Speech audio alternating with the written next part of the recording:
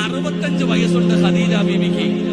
ഈ ഖദീജ ബീവി റളിയല്ലാഹു തആല അൻഹ നബിതങ്ങൾ വീട്ടിലേക്ക് കയറി വന്നപ്പോ കുളിച്ചു ഒരുങ്ങി നിൽക്കുക വീടിന്റെ മുമ്പിൽ. വീടിന്റെ വാതിലിന്റെ മുമ്പിൽ ഖദീജ ബീവി ചിരിച്ചുകൊണ്ട് നിൽക്കുന്നു. 20ാമത്തെ വയസ്സിലല്ല, 65ാമത്തെ വയസ്സിൽ.